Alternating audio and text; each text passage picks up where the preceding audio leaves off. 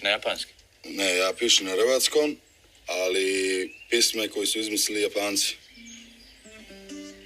Japanska pisma na hrvatskom. Ja to ništa ne razumijem.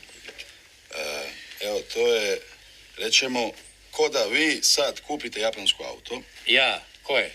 Za primjera Hondu. Ma, to je govno od auta. Dobro, ali vi ga, rećemo, isto kupite. Ma ja to nikad ne bi kupio. Nikad.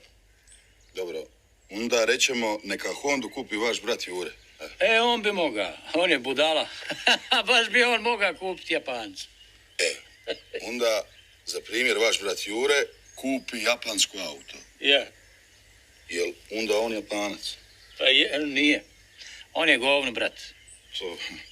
Ali nije Japanac. Nije? Pa tako i ja. Šta i ti? Pa tako i ja pišem pisme što su ih izmislili Japanci. A nisam Japanac, nego Hrvat. Tako je.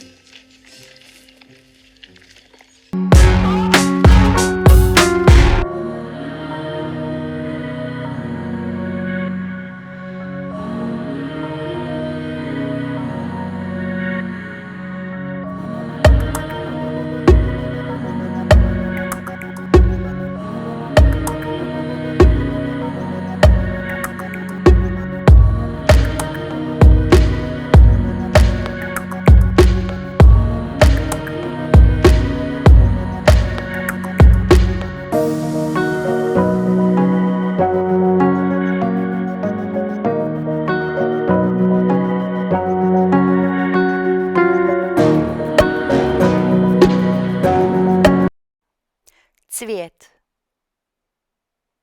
Glava ili muškarac. Vrata. Džep.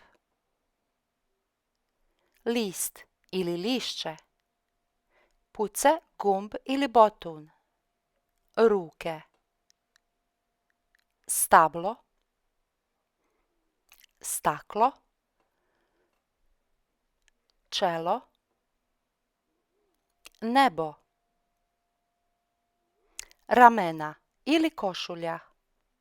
Uho. Vrat. Brkovi.